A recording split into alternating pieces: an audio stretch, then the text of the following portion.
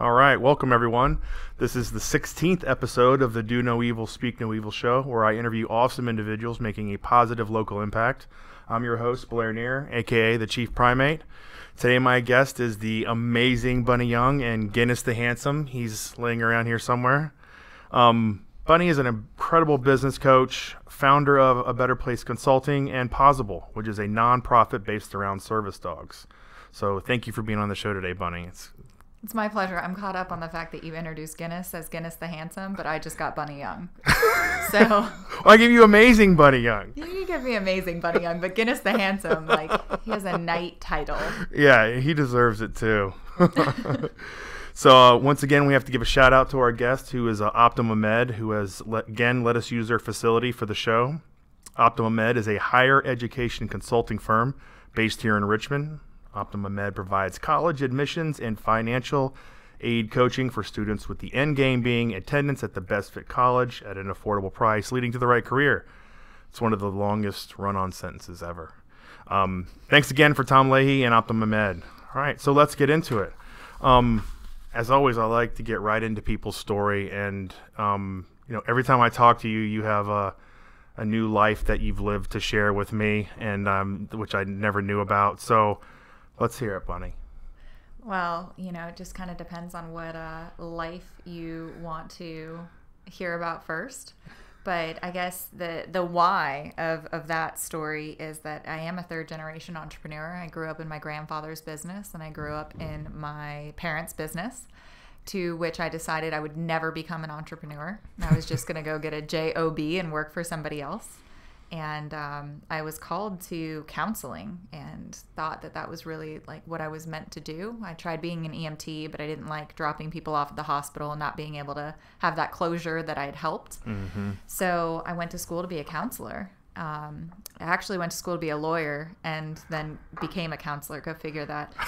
So I could see the lawyer thing too. Yeah. So the long version of it is that I spent the summer before I went to college in Ecuador, and this was at a time in the early 2000s where there was big government taking away small people's or small farmers' land in order to do more oil. And I thought, hey, you know what? I'm going to go home. I speak French, I speak Spanish, American Sign Language, and English. I'm going to go home and be an international civil rights lawyer. And then I took one psychology course and found that through that, I was like, hey, this would make me a better lawyer, because if I can know what the defense is thinking or what, the judge is thinking, it'll make me a better lawyer. So I kind of got addicted to the way the mind works and human behavior. And however many credits later, my counselor for school was like, do you know that you're graduating with a double major in political science and psychology? So you can be a lawyer or you could be a therapist. And I loved the therapeutic aspect of changing behavior in order to have a better quality of life.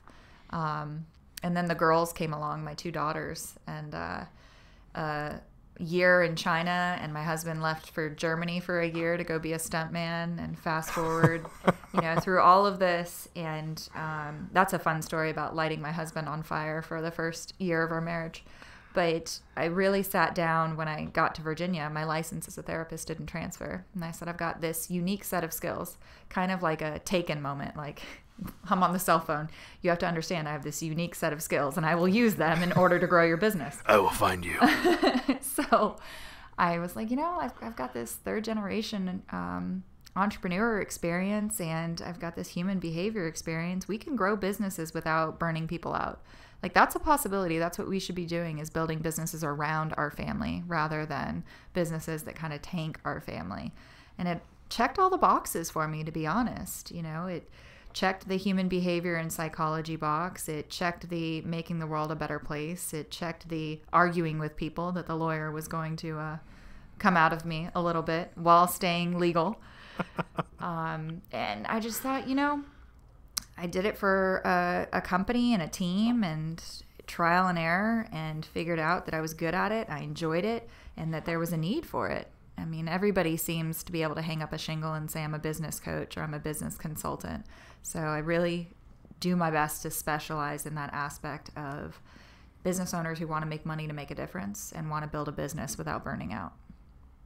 Excellent. And that ties right into my kind of my next point is the reason I have you on the show, Bunny, is your approach to it all. This show is all about positive impact, and it's usually local, but you are more national now than I would guess local. I don't know. Seems like you're always traveling. So, but anyway, you're still making that positive impact, making a difference, and in your approach to coming out healthy and happy on the other side at the same time, because sometimes those are two different paths when it comes to entrepreneurship. Yes. So, you know, I guess that you already talked about it, but that's kind of what, you know, I note from our experience together conversing. So with that said, talk about your main jam, A Better Place Consulting. Yeah.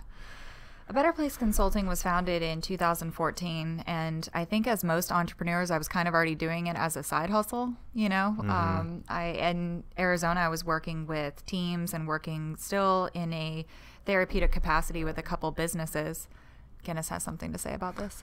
And the idea was to create more mental health sanity within these teams as a therapist, and it's traditionally called organizational psychology.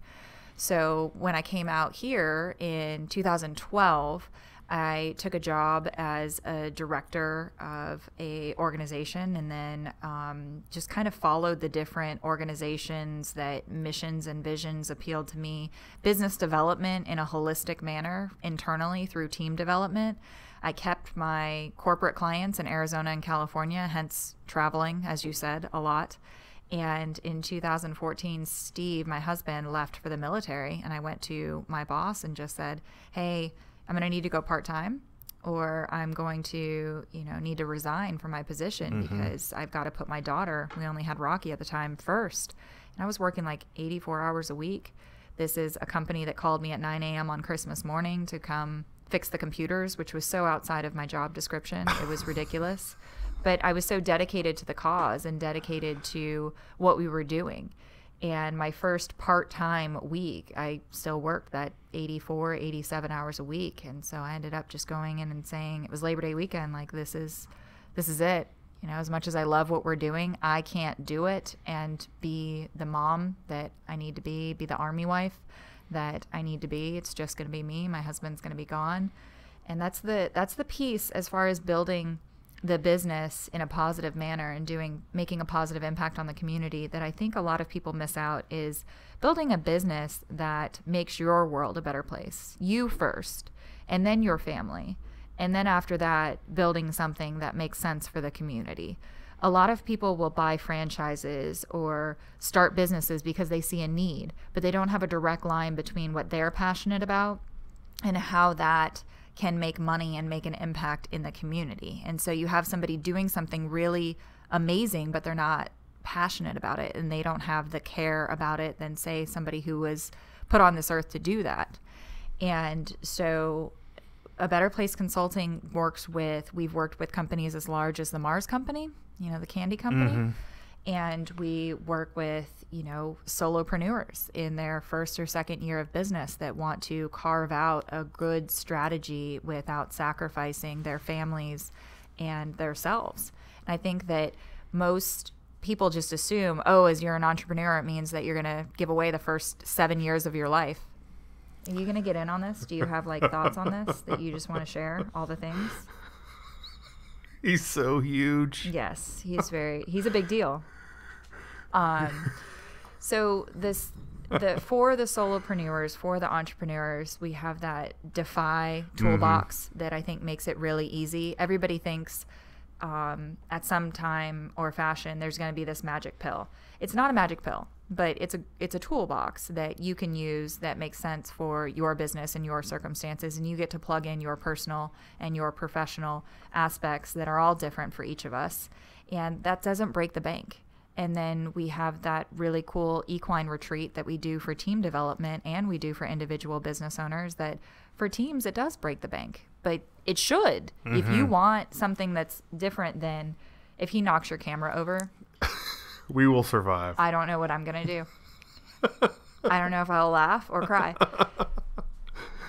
But The retreats at the ranch, being able to, you started this, just so you know, you started this. You're completely guilty. For everybody that's actually watching this or listening to this cuddle fest that's going on started yesterday, where he convinced my service dog this behavior was okay and that he would allow him to. I think it's because Guinness sees that he has as much hair as Guinness. So only right here, though. There you go. So yeah, retreats, workshops, speaking, toolboxes. It's I know Business 101 is to focus on one niche and one area and harvest that to its fullest extent. My passion is the small business owners and family-owned businesses. There's 2 other consultants in A Better Place Consulting that travel more than I do, if you can believe them. Oh, wow. And they work with a lot of the corporations. So a corporation for me has to check all the boxes of basically a small business owner or family-owned business that's just grown into, multi-million-dollar or billion-dollar company, and then I get excited to work with them. Yeah. So full disclosure, I met you right about the time I did a soft relaunch of my business, where I stepped out onto my own, and we had this meeting. I went in there with everything that I thought I needed to be working on, and honestly, you just kind of was like, we're kind of just like, hey, we're going to go ahead and not do all those things, and then we're going to do these things. And I was like, that struck me a little odd, but as I got to talking to you more and actually doing it, you were 100% right. And you've got this Jedi mind ability to you that you really have great perception into a situation, and your experiences with other people that have done it just like me, it was just exceptional, and it really was critical to me doing the right things, or at least starting down the right path. And I'm honestly still working on some of those things you tasked me to, but I'm working on the much more of the right things thanks to you. So I just have to say thanks for that. I got really schooled, and you just kind of broke it down, and it was awesome. I walked away, and my head was just on a different angle. It was wild, a very disruptive approach. So I went through the Defy after we'd met. You were like, well, I've got this Defy program, which is reasonable set of coaching for someone that's just starting, and it helps you come out with a plan, a calendar, 60, 90, 30, 60, 90 day goals. So talk about the Defy program more, because I learned so much just doing the exercises, and that again, even after our meeting, that set me even further on the right path.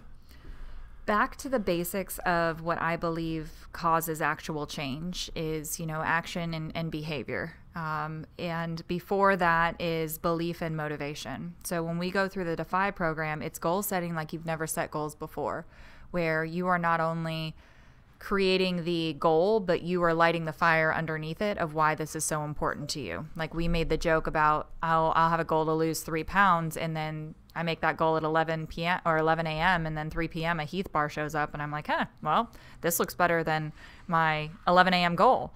But if I light the fire underneath it to say I want to lose 3 pounds so that I don't have to have heart surgery, that creates a bigger awareness around why this goal is so important, and it provides that motivation, it provides that mindset, it provides that drive. And then we go into the behaviors and actions that support that goal of, in your calendar, what are you going to be doing to make this goal a reality?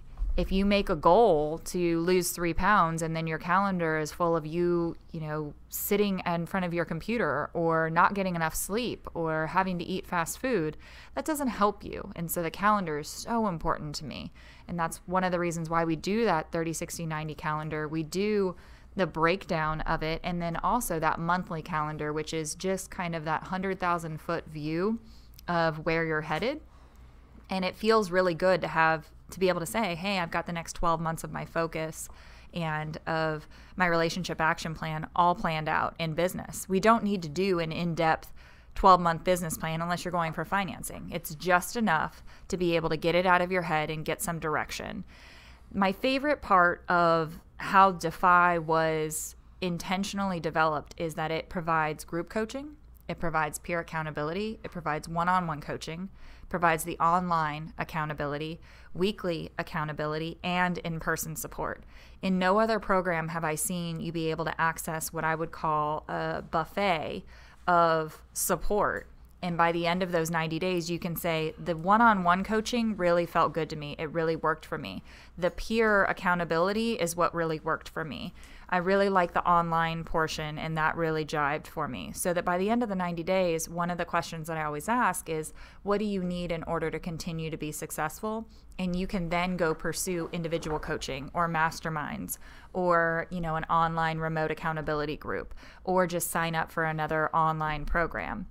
And I really want the business owners that go through to have that clarity in what is working and what isn't, not only in their plan, but also in how they're receiving support. Some people don't do very well with individual accountability, and they invest $10,000 into an individual coaching program, and they find that that doesn't work as well as something online, or that doesn't work as well as having a peer accountability group. So many people don't even know what a mastermind is or how that's going to feel.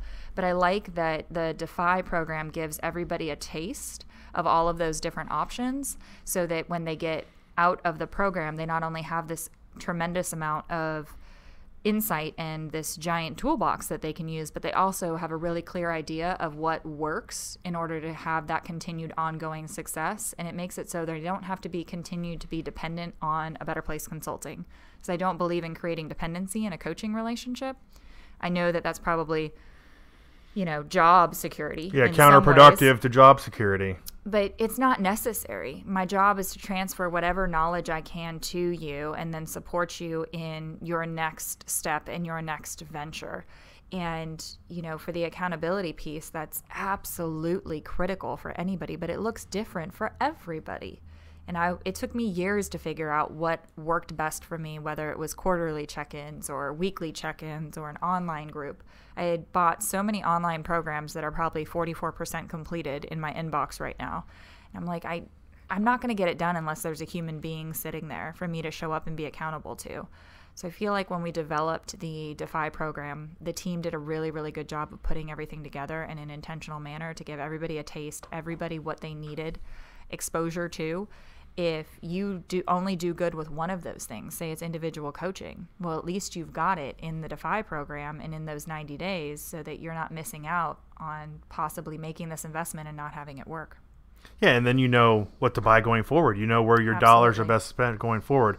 So the Defy program totally was different than what I was expecting. It was better.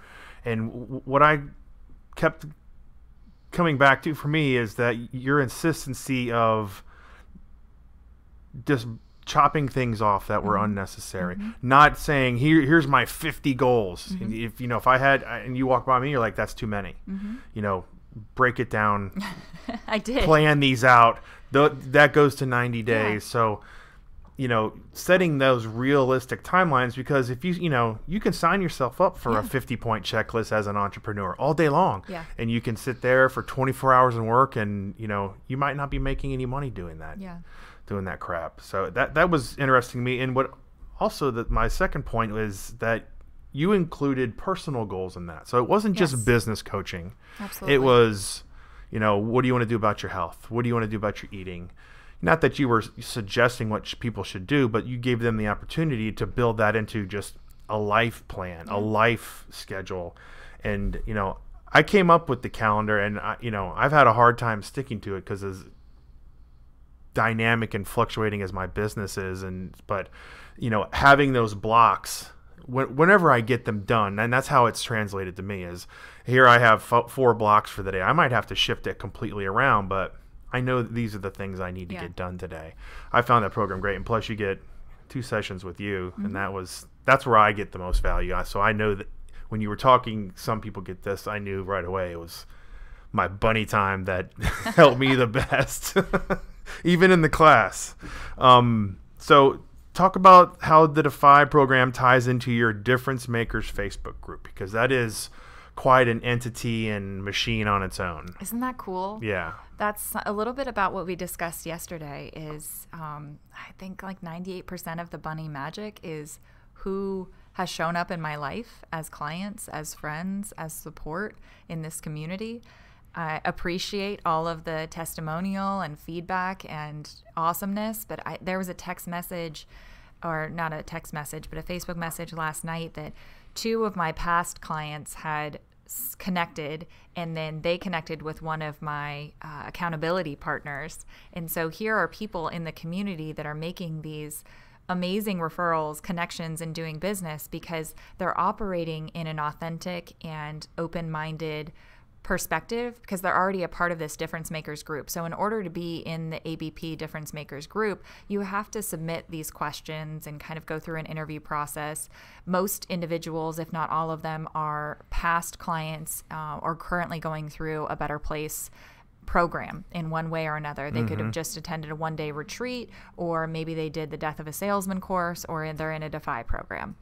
And so when they're in the group, if they ask for a referral or a testimonial or an idea, they ask for support in some way, shape, or fashion, these are people that have already been touched in some way by the ideals and the philosophies of A Better Place Consulting and how I've built the business. So it just feels natural in the communication. It's like they're having that little starfish language. I don't even need to be a part of it. I jump on. I love stalking everybody. I don't even go to my own personal page. I just go to the Difference Makers page because I like watching all of this stuff happen.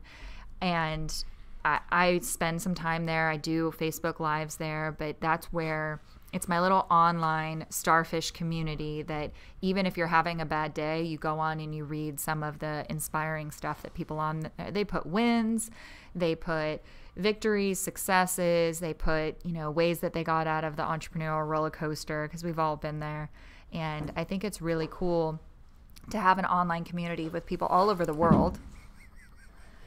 Because there are people all over the world, and even people that have heard me speak in a program. Maybe they saw me speak a couple weeks ago in Vegas, and now they can find out through the Difference Makers that I'll be in Florida speaking, and notify somebody in Florida, hey, you've got to go hear her speak. And then they all become just part of this community. I take it back to, if we could all, it takes a village, right? And so this would be my village. Yeah.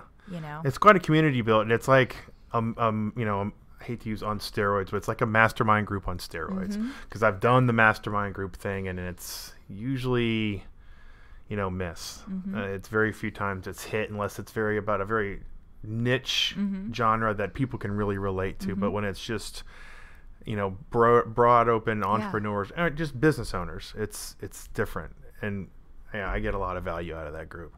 So let's tie that right into the starfish. I told you, I had to admit, I didn't know the origins. Is it throw a starfish? Yes, I throw starfish. I throw starfish. So that's the hashtag. Splain, Lucy. Splain. Yeah, hashtag #.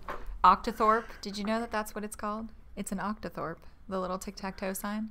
I did not. It is called an octothorpe. I always called it pound and when I did coding.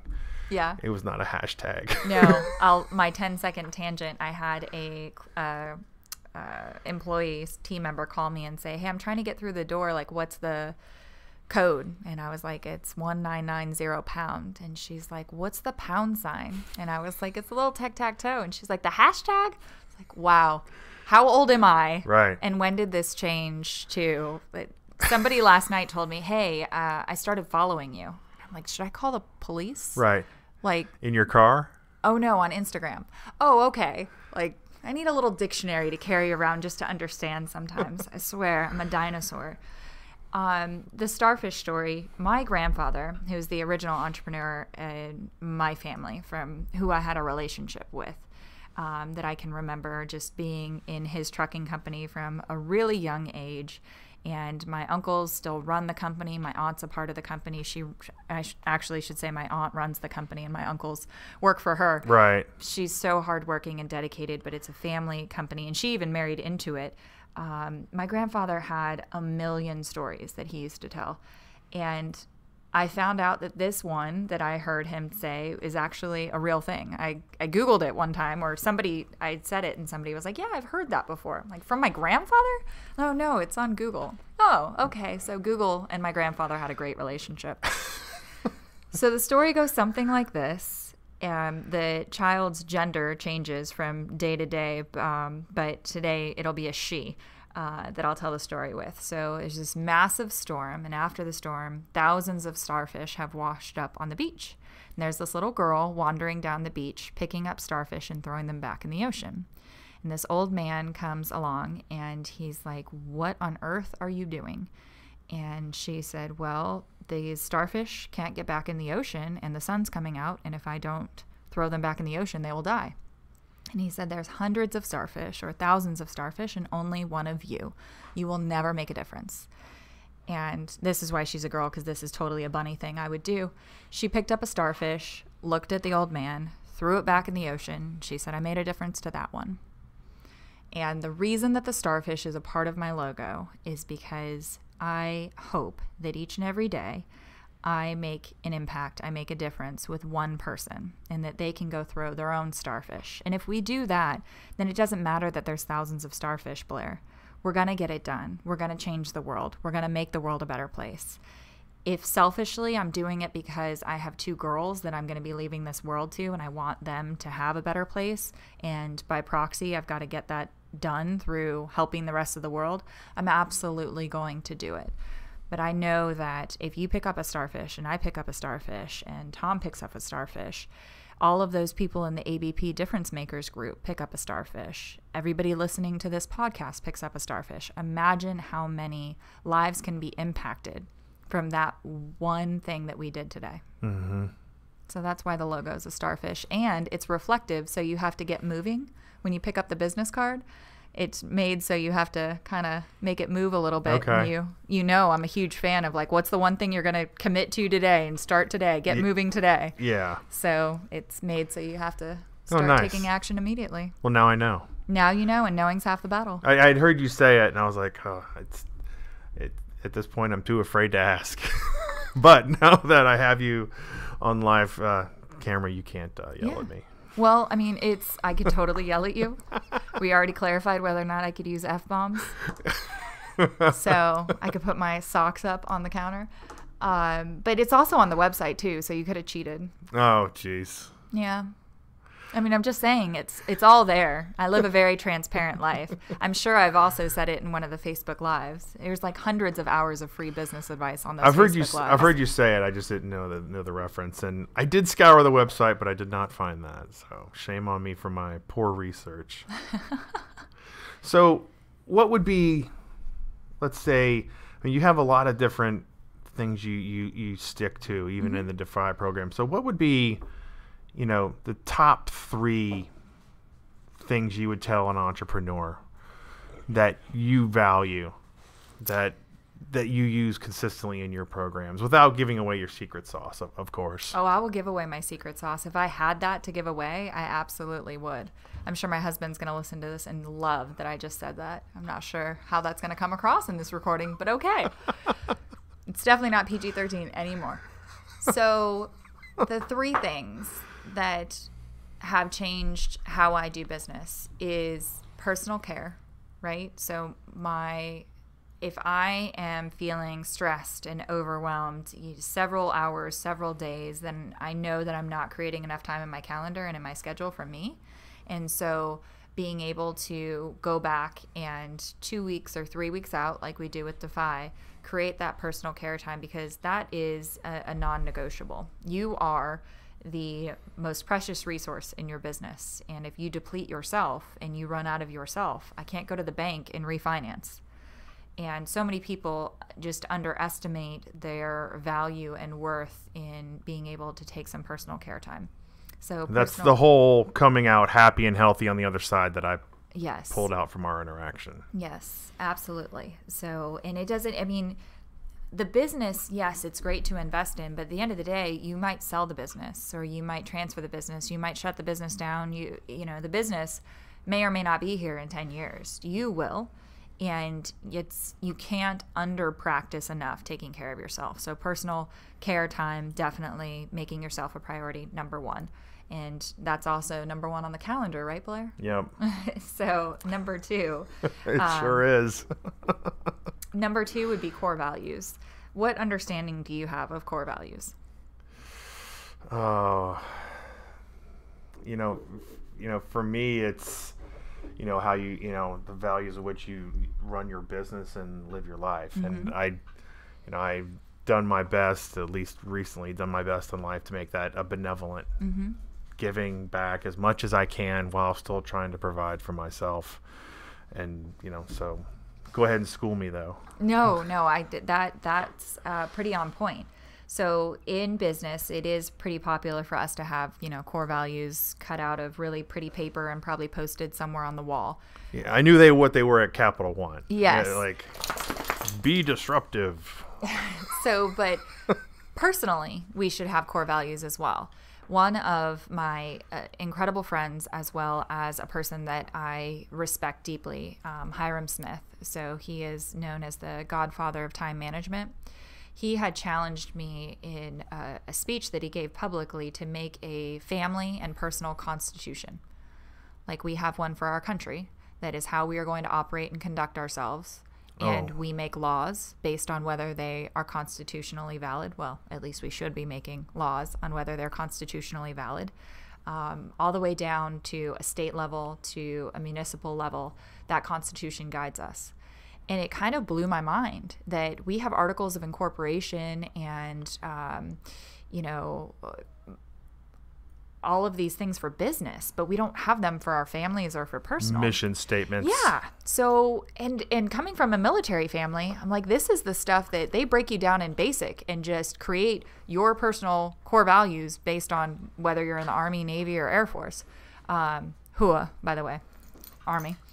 So, I made it and I was just floored, and it impacts every single part of my business. My personal core values impact whether I'm going to sell a business or not, because if the business's core values no longer match mine, I'm going to sell the business if I own it. If I work for the business, I'm going to quit. It's as simple as that. If I'm working with a client and they sacrifice my core values, whether it be the business or personal, I fire the client. Peace. I did a prospect. I probably shouldn't share this totally publicly, but I had a prospecting meeting for a company that I can't guarantee was completely on the up and up. And at the end of the day, there was a huge paycheck, but I would have to live with myself with violating my own core values in order to get that paycheck. And that's not an option. The vendors that I hire, it's not just about price. That's not a thing in my business, just about hiring somebody who's the cheapest. They have to pass my core values. Job interviews for team members, they have to pass the core values of the company. And it's helped me in so many ways not have to micromanage, because Blair, you can make any decision within my business if you're a team member, as long as you know the core values and mission and vision of the company. And specifically for 2018 or 2019, as we're headed into 2019. So it just helps everybody have this retention, because they know that they're connected to something higher. They're not just there to answer a phone. They're answering a phone to be able to provide a business owner with clarity in order to grow their business without sacrificing time with their family. And those core values are definitely have changed every aspect of how I do business. So without negotiation, personal time and core values would be my 1 and 2. And if you can get those, then honestly your 3 probably would be completely negotiable. But for me, it's authenticity, which means having fun. So I'm like a 3A would be having fun, but authenticity in my life, I have really authentic conversations, as you know. Oh yeah. I'm very direct. I'm very to the point, whether it's on Facebook Live and there's a kid running through or a Great Dane knocking the phone out of my hands. Having to show up as somebody that's not me is exhausting, and I don't think I get paid enough for that. So, and I learned that I'm more valuable if I show up as 100% me. And I'm 100% me. People talk about wearing multiple hats in their business. I'm pretty sure I'm 100% me regardless of where I'm showing up in my business. And that impacts the companies that I work with, because, some of them don't want to work with somebody who's like me, which is totally okay. Yeah. It impacts conversations I have with my husband. Rather than like, I totally used to be guilty of the let me hint at what it is that I'm talking about, and then let me get mad when he doesn't guess correctly. Like, I'll have an authentic conversation and text him and be like, I'm exhausted. I'm not cooking dinner tonight. Do you want me to pick something up, or do you want me to, are you going to make something? Rather than coming home and being like, yeah, it was a hard day. Wink, wink. I'm really tired. It'd be so great if I could go take a bath. Like, no, we just have that conversation. It's really impacted our girls, too, as far as their confidence in displaying their feelings, talking about their feelings, and having those conversations. I have a 7-year-old who just quite honestly calls me on my stuff in a very respectful way. But she calls me on my stuff all the time because she knows what our core values are as a family, and she knows what it looks like when those are in sync, and she knows what it looks like when we're not in sync. And she's totally a part of this org chart and making my world a better place, and I respect her opinions, and so we have those conversations. When she asks me why 5 times, my answer is, why do you think? I think that to raise a generation and have them think for themselves, have them be aware of how important their personal time is and their core values are, that's the most authentic approach I have. I don't have all the answers, Blair. And I told you this when we talked yesterday. I don't have all the answers. What I have a gift to do is create space to help support you in finding those answers. And I don't know a whole lot of professionals that will come out of the gate being like, A, I'm okay if I'm wrong, and B, I don't have a magic pill, and I don't have all the solutions. I don't have a program that's going to fix everything in 30 days. Right. So you got to do the hard work, and it's going to suck. But on the other end, it's going to be worth it. Yeah, it's not the $129.99 program that in 30 days you get X results. Mm-hmm. Yeah. I think in 30 days you probably get a butt kicking if you show up. Maybe that's the guarantee, right? That's probably what you would say. Well, I had this new thing in my life called bunny homework. Have you done your bunny homework? No, not yet. I'm working on it. I don't think I've ever called it bunny homework, but I know, I guess when I share this and post this, that'll be what I ask is, what's bunny homework? And how is that a thing now? If you walk into the Defy program and you can't knock everything out, you walk away with some bunny homework. You do walk away with some bunny homework. At the end of the day, though, it's you homework. That is something I realized working with a coach, Blair. A coach may start it because I'm doing my homework for him or her, but who really benefits, Blair? Oh, it's definitely me, but it's you who have put it to task. It's you have facilitated it, enabled it, all those things. Yeah. So I'll still call it bunny homework.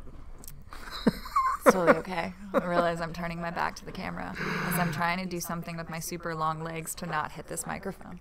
Oh, my legs aren't going to hit the top of the microphone, just to give you a visual. That was not what was going on.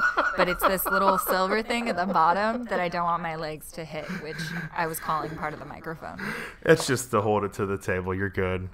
So I always find the topic of scaling very interesting, and I ask business owners that come on, what do they believe, or what do you believe is the success or the secret sauce to scaling? And sometimes it's people, sometimes it's a facility, sometimes it's different for every business. So for you, what has been your keys to, and your impediments, if you don't mind sharing? There's that book called The E-Myth Revisited. Yep. And so I created an org chart that had, all the positions of what was going on in my company. Sarah and her bakery shop.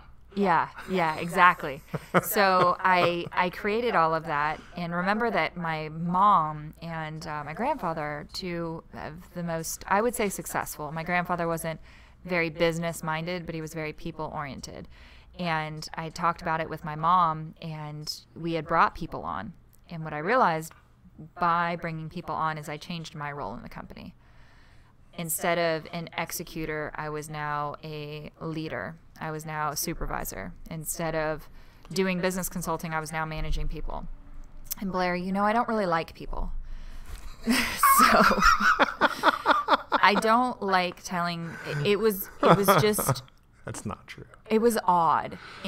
Inside of a business, I would have these people that I liked and I respected, but I realized that what motivates me and what drove me to do things is not necessarily what drove individuals to do things. And I almost felt like with every single person on my team, I ended up becoming either a surrogate parent or a surrogate coach to have this awareness of what they were truly capable of. And I had really, really great people on my team too. So I don't want to say that I didn't, but I felt like sometimes my job was more of too much working in the business because of the people. And so now as a company, we use a lot of contractors specifically for services. And the consultants that work in the company are contractors as well. And that came out of sitting down with everybody in the company and figuring out what their end game was, whether they wanted to own a Better Place Consulting, whether they wanted to start their own thing, whether they wanted to have a side hustle. But I had a list of responsibilities of things that I didn't want to do in the business, but were necessary for the business to grow. And I could hire somebody with that job responsibility, or I could contract it out and not have an HR situation.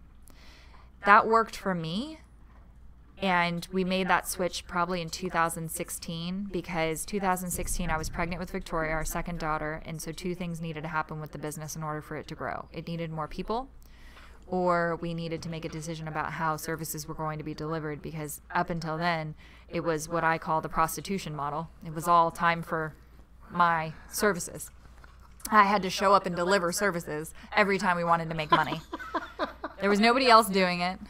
There was no online courses. There was none of that. And I worked through it with my coach that at the end of the day, I really wasn't comfortable until we could have somebody under me managing people, having a team. And I do have a team. A Better Place has an amazing team. They all have other clients, though, and other goals and aspirations. And so we have a really good marriage of me helping them work on their other ideas, as well as them being able to get some experience and execute on their passions within a Better Place Consulting. And same with the consultants. You know, they work with clients that they're really passionate about, but these consultants don't like the headache of running a business. And I'm okay with the headache of running a business. So they get to do what they're passionate about and carrying out these services and working with these clients that are a Better Place Consulting clients. And then I get to handle client relationship and appreciation and customer service and billing and invoicing. And they just magically, you know, get a check for what they're passionate about. And if you can find a JOB where you get that, then I'm fully supportive of it, because a lot of entrepreneurs make the mistake of being super passionate about something and starting a business doing that thing, not realizing that they're not passionate about running a business. So as far as scaling goes, the long way about it is after having Victoria, I figured out that if I couldn't be there to deliver services in person, I did two things. I started working remotely, which severely cut down on my travel time. I went from traveling about 32 places in 2016 to 6 in 2017. And I travel now May and June for the typical conference and strategic planning sessions for people that are companies that are on a fiscal calendar. And then for a regular calendar, I'll travel again October into, you know, maybe the first week of November.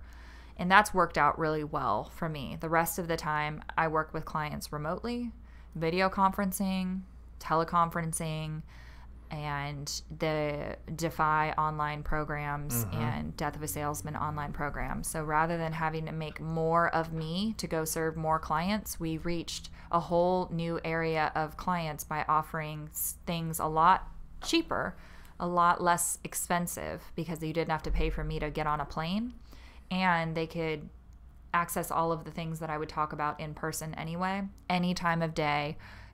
That way, if you're side hustling and you have a 9-to-5, or if this is your full time and you want to do it, you know, at 10 o'clock at night, you can absolutely do it. So how I scaled, the short answer to this very long answer, is by being able to figure out ways to outsource, delegate, and automate. And when I do show up in person and when I do deliver things that is virgin content or I have to get on a plane for, I charge what I'm worth. And I take Victoria with me and at least one other family member or friend to travel with us, because I'm handling a service dog, I'm handling a young child, and I'm handling my schedule. And that's the support I need in order to not be stressed out, not be overwhelmed, and deliver the high quality services and talks and speaking engagements that I'm known for. Mm-hmm. So if you're not going to pay for all of those flight tickets and you can't accommodate all of those needs, then I'll stay home. Totally okay. I absolutely lose no respect for anyone. Right on. So talk a little bit about the death, real quickly, about the death of a salesman program. I can't stand sales. There is nothing that will send people in a networking group running faster, a networking situation faster than saying I am an insurance salesman or a financial advisor, or it's just the sales game has changed so much, and there are so many programs, the entire community, nation, it's probably the world, is just stuck in this sales training and outperform and do this and personality-based sales training. And coming from the psychology, sales is very, very simple. And that's matching your passion with somebody else's need at a price point that works for both of you, right? That's really all it is. If you're not passionate about the thing, don't try to sell it. There's no program that's going to essentially unlock that for you. You will be found out in some way, shape, or form later. Or you're just wasting your time because you could make more if you sold something you were passionate about. And if you're passionate about the person that you're working for, but they can't afford that price point and you're giving it away, that's not going to work either. And if you're not having conversations that can appropriately identify their need or their pain points, then it's a waste of time as well. And so Death of a Salesman was the psychology of identifying what your passions are, what clients you're passionate about working with, marrying the passions and those clients' pain points in one synergistic statement or awareness, and then creating a calendar around, again, it's the calendar thing, right? Creating a calendar around doing nothing else, no other networking, no other commitments, no other activity than strengthening that circle. Rather than this giant circle of trying to sell to everyone and sell them everything, we create this tiny little ideal client circle and then strategic partners and referral partners that bring people into that circle. And so it is the psychology of attracting clients rather than chasing prospects, and creating more word of mouth referrals, creating better testimonial opportunities, creating better referral partner relationships. And it wasn't something that I wanted to change a Better Place Consulting into a sales training firm. It was, honestly, I got really pissed off about the sales training conference that was going on in Richmond 2 years ago. And I said, this is all wrong. We could do this better. And I recorded it. I actually didn't record it. I made the entire workbook in one weekend. And I said I was going to do 2 offerings, 2 workshops, one online, one in person. They both sold out. And then people kept emailing me, when are you doing your next Death of a Salesman? I couldn't do it. And I was sending them to other marketing and sales training consultants because that's not what I do. But what I did with the Death of a Salesman program is I recorded all of my psychology parts, and then I brought in an actual marketing and specialist to be able to record some of the other value add bonus parts. And so what you get when you graduate from Death of a Salesman is the clarity of what that one thing is that's going to be your focus, that's going to make you millions or whatever it is that you want, and what you're passionate about and who you could sell to and where to find those people and what that messaging is going to be. And then at that point, Blair, if you don't want to go pound the pavement or go make the phone calls, then you can hand that workbook over to a marketing agency and they will have better understanding of your core why and messaging and passions and your clients' pain points than I've seen any other marketing or sales agency be able to do with their onboarding. If you unplug that, we're going to be in big trouble, buddy.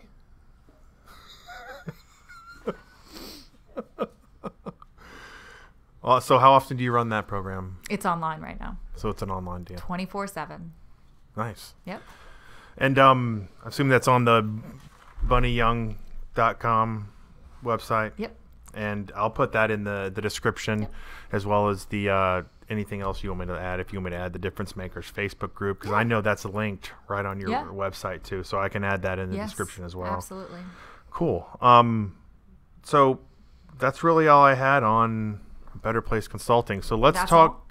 That's all, right? Just 45 or 50 minutes of that. Yeah. So we have two more topics to talk about, Okay. and one is your new co-working space, and I haven't actually got to talk to you about this, so this is all new information to me. So tell me about it. I'm sure it's about a very cool theme or a very unique approach. So yeah, it's all. Let's hear it. It's a submarine theme. No, it's not. Blair was like all on board. Yeah, I'm in. Yeah. So, co-working, right?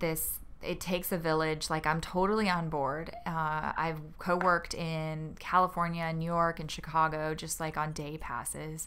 And I thought this was such a cool concept. And then I came back into Richmond and had Victoria and took her to all of my networking meetings and all of my client meetings, and had to have the clients come to the house because I couldn't have her running around Panera, or, they didn't have a space that they could meet. And I was like, we're missing something here.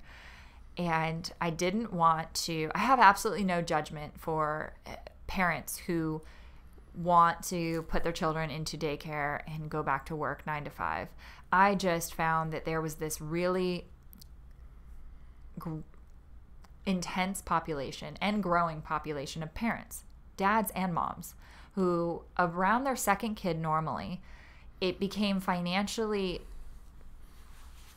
not an option to put both kids into daycare and go back to work. So somebody was leaving the workforce. These people that have experience, skills, abilities, they've been in the workforce for 10, 15 years, and they now are coming out of it, not because they want to, but because they don't want to sacrifice this time with their family. So they're either becoming an entrepreneur. We had talked about the fact that a lot of my clients are what I call expats, corporate expats. They've left the corporate scene and started their own companies, not necessarily it's because something's always been in their brain, but because the corporation no longer offered this opportunity that made their life better. I also found that if somebody watched Victoria for an hour, I felt like I could get 2 days worth of work done in that 1 hour of baby free time. Mm-hmm. So what would happen if you had an opportunity where for a couple hours you could have somebody watch your kid? If you were nursing or breastfeeding, which coincidentally is the same thing, so I'm so glad I clarified that, that you wouldn't have to go pump. You could just go into another room and you could nurse. And when I moved to Virginia, one of the first companies that I worked for had on-site childcare that was just 2 doors down. And it was so incredible to be able to take my baby to work every single day. It created an atmosphere and a community that can not otherwise be faked by being able to have this intergenerational opportunity. And my child didn't despise me saying I'm going to work because it was an opportunity for her to go as well. So this was in my brain about 3 years ago, became pregnant with Victoria, shortly thereafter, explored some concepts, launched it last July. The space where it was at, the air conditioning broke around July 9th, and we had our pre-construction party July 13th, and it was 106 degrees inside the space. And we went through... Sounds like a party. Oh, my gosh. We went through conversations with the landlord. It was a $50,000 repair. So we just tanked the whole thing. And I brought the concept to other Richmond area co-working spaces and said, can we build this either in existing co-working spaces or co-working spaces that were opening? And everybody said, it's not really where their focus was. And I went and toured some other national co-working spaces that have childcare, and they're all about 3,500 square feet, and they're not very large. And so we found an ideal space this summer, and John Simmons, who is my hot commercial real estate broker, whatever that title is, other than hot, I'll share this with him so he gets it. He works with JLL. He emailed me, and he's like, I know you're heartbroken. Like, just so you get all of that. I hope you got all of that on the recording. John, that was Guinness. That's not me drooling. So he emailed me and he's like, I know you're kind of heartbroken. Like, I know you're kind of out of it, but I really want you to see the space. Like, I thought of you. I mean, he didn't give up. So we went and saw it, and a hop, skip, and a jump later, and a third mom, who is my business partner. So there's 3 business partners in this. There's Amy Rose of Nouveau Signs and Design, and Courtney Bazell Riley, who is having our first Balance Space baby in March of next year. She's pregnant currently. She runs Cowork Gloucester. And the 3 of us got together, pooled our experience, pooled our resources, and said, let's make this happen in Richmond. But it's completely grassroots. So pre-selling offices from individuals who love the concept but have never seen the building. Pre-selling sponsorships from businesses who want to be in front of Richmond's parents, because they're all going to be there. And so we have space for 100 people to go and do their individual co-working membership. We have a catering kitchen there if you want to do catering events. We have a whole back room of childcare. Optimum Ed is one of our sponsors. They're moving there, right? Yes. We have conference rooms that are local business sponsored. So the conference rooms are named after local businesses or businesses they're supporting. And it's supposed to open in January. It's got 30 private offices, co-working, childcare is included. We're working on a gym, so you're going to have an on-site fitness center as well. Wow. The coolest thing, though, is that there's an advisory board. So imagine getting coaching, essentially, with your co-working membership. Coaching on finances, coaching on marketing, coaching on productivity, coaching on taxes, coaching on legal. And this is all available through any of the co-working memberships because they're all inclusive. We didn't want to have to make you decide between coaching and childcare. So it's all inclusive, the gym, all of it. And then the other really cool thing is that the partnership that we have going with the software, any co-working space that is using the software that we're using at our co-working space, which is Proximity. I'll give them a shout out and send them the link to this because we had an amazing call last week. Hi, Dennis, and hi, Montana.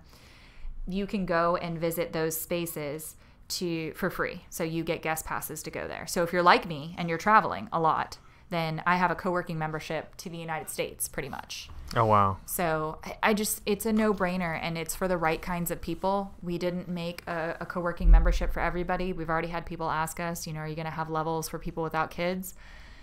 No, because we already have grandparents who want to use this space because they are retired, but they want to do something on the side, or they have a passion, a hobby that they want to do conference calls for, and we want to make that an option for them. We have corporations that have remote workers that are getting memberships so that they can come back to work and be able to use that membership so that they can have, either reduced costs in childcare or not have to have childcare at all. And it is all inclusive, because we didn't want to sell Blair a co-working membership that doesn't include childcare, and then maybe Blair would be offended by kids running down the hallway. There's not going to be kids running down the hallway, but sure there will. There won't, unless it's my kid.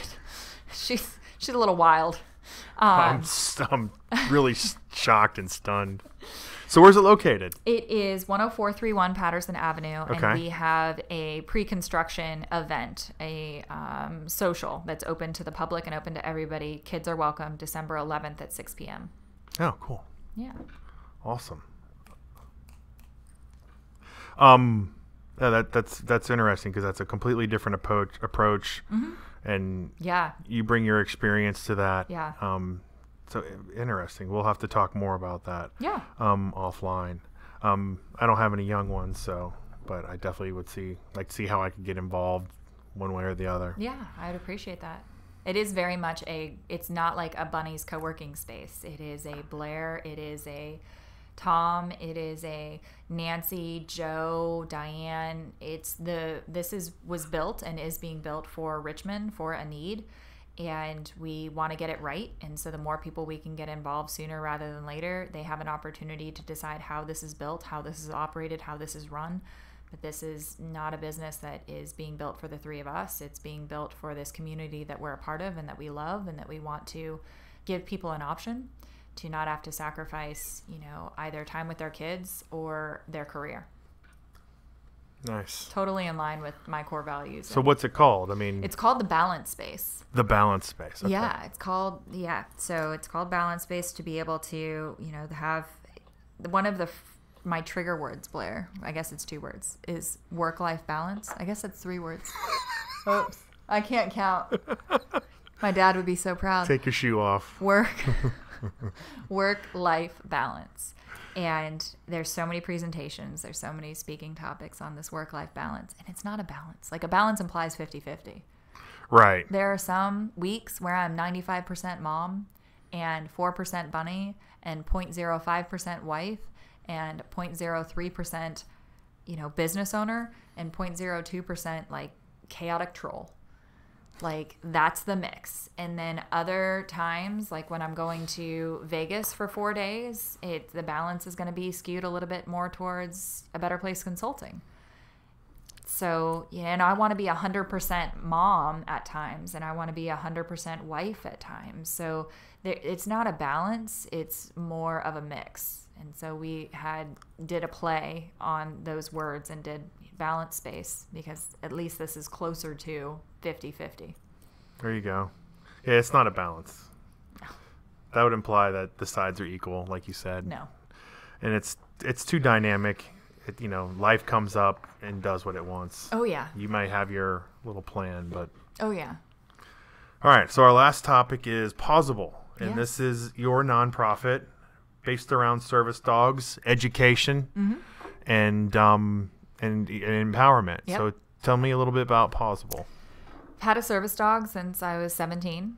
So Guinness is my 4th service dog. I guarantee you he's laying on your couch right now. That's fine. I almost guarantee you that's where he just deuced out and was like, I'm going to sleep on this couch. Nobody here to tell me no. So we founded it in the organization in 2015, because a lot of people weren't aware that a service dog can be any kind of dog, what kind of training it took to have a dog become a service dog, what questions or laws surrounded and protected a service dog, and how to interact as a business owner with a service dog. So pretty much they're polar opposite reactions. I walk into a business and people come up and pet him and want to get him water and want to welcome him and love dogs.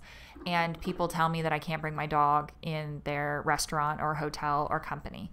And there was no in between. There was no education. There was no organization that was going out and helping people create awareness and educate them on interacting with a service animal. In fact, most of the service animal ADA law that was made in 2009 was made, largely without the advocacy for what was best or the opinions of the individual with the service animal. For example, the first paragraph says that a service animal can only be a canine. And then at the bottom of the law, there's a paragraph about miniature horses. So it's not clear. It's not black and white. There's so much gray. And so Pawssible exists to educate the community, to educate businesses. We've worked with Hilton. We've worked with airlines. We've worked with small restaurants to go out and provide education around service animals and provide a training so that individuals with service animals can be welcomed into businesses, and that individuals with service animals don't have to spend all of their time educating on how you should treat somebody with a service animal. We created rack cards that have the law on them, as well as the ADA Department of Justice line, so that either party can call if there's a question. We've created an amazing website with a bunch of resources that have FAQs for service animals. Hey, how do I get my service animal trained? And it walks them through those steps. Most people think that there's some magical service animal registration or certification. There is none that is recognized by our federal government in the United States of America. Any company online that is advertising as such is just going to get your $90 and send you some kind of certificate and maybe a pretty little vest or badge, but it's not going to be legal. And so Pawssible is there to provide all of that education. It's also there to provide advocacy. So when somebody is discriminated against, we can be able to have a voice for them and hopefully provide some assistance in that way. And it's there to provide resources like the FAQ, like a support network of other individuals that have service animals, a support network of other businesses that have been trained and that have this like-minded community and network of we want to welcome individuals that have, as I like to call it, 6 legs. And I feel like now with Pawssible, though, a lot of my job as the executive director is educating people on what a service animal is not. A service animal is not a pet. It is not an animal. It is not an emotional support animal. These airlines are mandating that we bring documentation to prove, it's a service animal. Well, if there's no law or there's no recognized certification by the United States government, well, then how are we supposed to bring this to you? Yeah. Other than paying this company a fake $90. And people will say, well, this is my service animal. It helps make me feel better. I had somebody in Trader Joe's that told me, well, it's my service animal. I can't leave her home alone because she has anxiety. Well, that kind of makes you her emotional support human, not her your service animal. And I don't think people realize, I don't think people are, for the most part, I would like to believe that people are not taking advantage of this out of spite or out of trying to intentionally harm. But Guinness was bit in the face, and I had my previous service dog, Goose, that was attacked by somebody else's dog in public that did not have the training, did not have the certifications, should not have been in a public area. And service animals receive between 18 months and 24 months of initial training. And then their training is ongoing for the rest of their lives. Guinness is a $30,000 animal. And, a wheelchair cost a couple $100. Holy moly. I had a situation earlier this week where an organization that I work with, is having a holiday party and invited me to their holiday party. And I've gotten in the habit now of beforehand, so that I don't have to show up and have this awkward, embarrassing time, making sure that they understand that Guinness is going to be coming with me. And they responded with the aspect that, hey, we have a no pets policy. And I said, well, he's not a pet. He's a service animal. And if more people could realize that a service animal is, for legal reasons, a durable piece of medical equipment, that's how you should think of a service animal, just as a wheelchair, as a cane. And so anywhere where a person would be able to bring their wheelchair or their cane, a restroom, a restaurant, on a plane, in a hotel, all of those things within reason, like there's some can't go in a burn unit, an operating room, or a commercial kitchen. Currently those are just listed flat out in the law. A service animal is allowed and protected to be and should be welcomed, honestly, Blair. Like, it should be not a thing to have to make people that have 6 legs feel like they're not welcome because they have 6 legs. Yes, technically he is a dog and he is a canine, but he saves my life on a daily basis. And he's trained to detect dangerous variations in my heart rate, whether highs or lows. He rubs his head up and down my legs to decrease the chance that I'll get blood clots, to increase my circulation when my heart rate gets low and my blood starts to move slowly through my body. He can get my medication or my cell phone or my husband or a family member. I've heard people complain about service dogs barking. And within reason, yes, I understand that it's illegal to leave your service animal by itself in the hotel room. So if you've just left your hotel room and your service animal's in there barking, I understand that. But also, some service animals are trained to bark to alert. Yeah. So, that take into consideration that. And then he's also a walking cane. So I lean on him, which is why he's so big. And this awareness that service animals are not just labs and golden retrievers, and that service animals serve this incredible purpose, is the education that we're looking for to create some more awareness, some more inclusion, and some more conversations around the topic of service animals in the United States. Cool. Just that's a regular day. If I had a service animal, I wanted to be a little donkey. Yeah. So I could say, get your little ass over here. It'd have to be a miniature donkey, because that's what I meant. Only miniature horses are covered. Miniature donkey. That's what I mean. They're the cutest little animals. Did you know a donkey's not a horse? It's a mule, right? No, a mule's a whole nother thing. Oh, isn't it a mix between the two? A mule is a donkey and a horse. Okay. Yeah.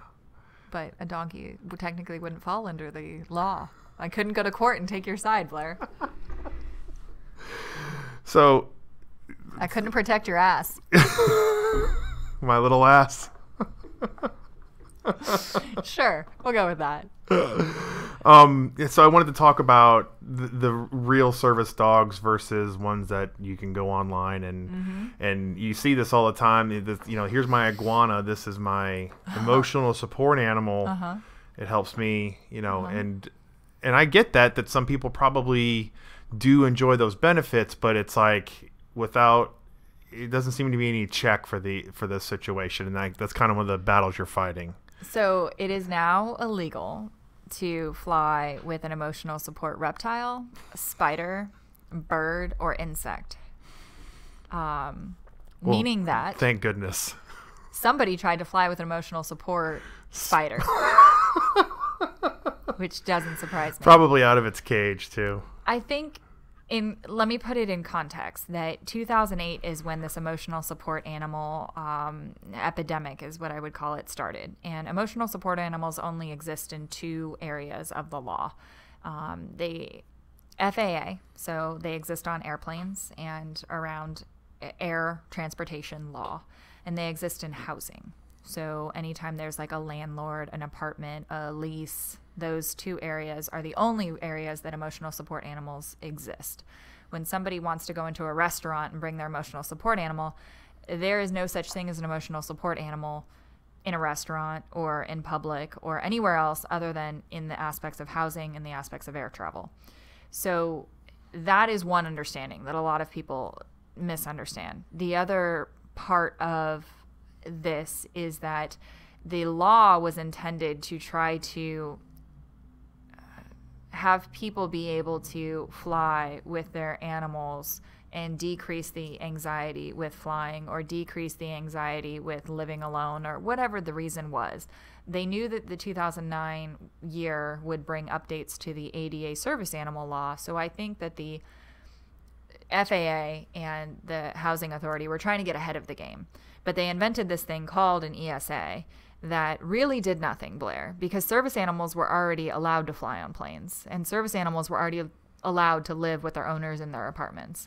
So it just created this giant loophole of confusion for individuals to start bringing animals everywhere. Why in 2018 we haven't just repealed emotional support animals in both areas, I have no idea. Because if your dog saves you from anxiety, and if your dog performs, body compressions or can get your medication or can alert you when you're going to have an anxiety attack, that's a psychiatric service animal. That's a service dog. So, you should be able to take some additional training and additional steps to ensure that that dog can perform tasks that mitigate your disability and carry on with your life. But the aspect that we have, an emotional support squirrel, like you said, the dangers of okay, I now have an emotional support dog, but he's aggressive. Yes. And I take him out and he's everywhere with me. But, he lunges at other dogs and stuff like that. That's a huge problem. That's the same as having an unbehaved animal in public. Yeah. Whether it's your service, whether it's your emotional support animal or not, you have an unfriendly animal. And you wouldn't be able to get away with that at, like, Stony Point. You can't take your aggressive dog down to Stony Point and let him play. And, so I totally get that. But so I'm going to challenge you on one thing you said. And you put it on social media and you said, no, leave your pets at home. Now, did you mean all pets, or did you mean if your pet isn't able to, handle his own self? Well, like if you're going to Home Depot, a place that welcomes dogs, or welcome a Petco. But think about that though as well. Here's I'm going to touch on 3 different areas. It's very stressful to fly for a human. And we have language to explain what's going on. People put dogs on a plane and don't realize how stressful it is for a dog to fly, or a cat, or an iguana, or a squirrel. So it's very stressful, and Guinness's job is not easy. He puts in twice as many steps as I do per day, and I try to get 10,000. We're in Vegas, we were doing 20,000. That dog is putting in 40,000 steps. It's a lot. to be able to be constantly on alert because your partner's life is in your hands. So as far as the protection of the animal, when people want to bring their pets with them everywhere in public, take into consideration what that car ride is going to do to them. Take into consideration walking into Walmart with all of those noises, all of those weird smells, all of those weird people, which is not just Walmart. I mean, everywhere there's weird people. I'm across from one. So I understand that you love your pet, but what's best for the pet? So I'm fully okay if you have taken the steps to socialize your animal appropriately and you're going somewhere in public, like a dog park or like Petco that allows pets. Or Lowe's. Yeah, or Lowe's. I take my lab to Lowe's all the time. Yes, that allows dogs. But I've even found in Lowe's or in Petco, people bring animals in that have not been given the appropriate, let me call them coping skills. Go back to me as a therapist. Coping skills to handle that kind of situation. And this, you see it. Their human has a list, a thing that they need to get done. They're going to get dog food. They're going to pick up the fish tank. They're going to do all of this stuff. And then they've got to go do 3 more stops and the dog's not welcome there. So the dog's going to sit in the car. Mm-hmm. That doesn't sound very fair. I would agree with that. So evaluate it as a holistic picture. I'm not saying never bring your pets into public. If you're having a couple of the pet events that we've done, they have a blessing of the pets. And people show up with a ton of different pets. But it's the idea that you have a pet that you want to take everywhere with you. So you put a vest on it. And that's not fair to the pet. And that's not fair to the community.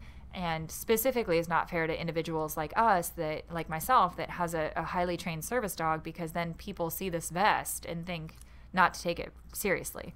So the other 2 things that I was going to touch on is, one is with the emotional support animals, Blair, as a therapist, those notes have to come from a counselor, a therapist, or a doctor. Now, what did we go to school for as a counselor, a therapist, or a doctor? To help people. Human behavior, human psychology, human anatomy. Now you bring me a piece of paper that I've got to put my name and my license number on that says this dog helps you or this animal helps you. And then, like you said, you go to the airport and this dog bites somebody whose license is now on the line. Yeah.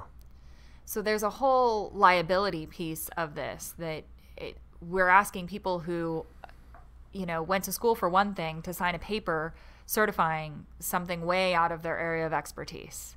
And most of the time, they've never even met the animals before. Oh, wow. I mean, even if you met the animal, like if you brought your dog to your therapist and was like, here's my dog, he helps me feel better. All right, make him sit. Like, what does that even look like? Yeah, there's a big gap there. Yeah, so those were kind of the 3 things that I wanted to touch on, is that I'm absolutely for a healthy relationship between pets and their families, and being able to, when appropriate, be able to take them into areas that are not going to, that they're welcome in, and then also consider the stress and that it puts on the animal when you're making those decisions. And as well, don't ask your therapist, or if you are a therapist or if you are a doctor, you're putting your license on the line. If you want to go back to school for something else and do a career change, then go for it. But it's a lot of risk. Yeah. Awesome. Well, that's all I have. We're going to wrap it up here. I always give a chance for my guests to throw out any parting words, shout outs, announcements, upcoming events. So whatever you got. So we have our Next Defy in-person class that is coming around next month. And so if you're interested in that, definitely email me at bunny@bunnyyoung.com, and then the Defy program will be launched online. The cool thing about this round, Blair, is that people who sign up for this round get the online version and the in-person version.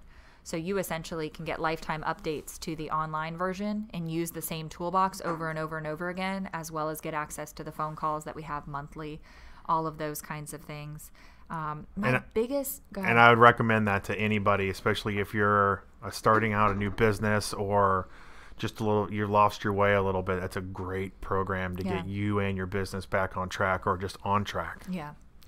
And the only other thing is beginning next Tuesday, those weekly emails that I throw out, the ones that you're getting, are going to have all of my templates that I use for like a business card, follow up from a networking meeting, for those prospects or networking partners that have fallen off your radar and you want to get back in touch with them, like a reconnect type of meeting.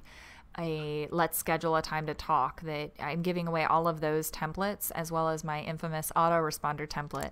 So I try to make sure that everybody has access to those resources that are relative and relevant to them. And I'd encourage everybody to get on the email list before next Tuesday so they can get all those templates. And they can sign them up for that on the website? Yep. You can sign up for that on the website or in the Difference Makers group. If you want to sign up there, you absolutely can. Oh, nice. Yep. Yeah. Awesome. Well, that's it. So that's it, folks. Everybody, thanks for listening. Thanks for coming on the show, Bunny. It was absolutely. Awesome. Thank you for having us. I've been dying to get you on, so this was great. It was a pleasure. So everybody have a positive and productive day. Cheers. Bye now.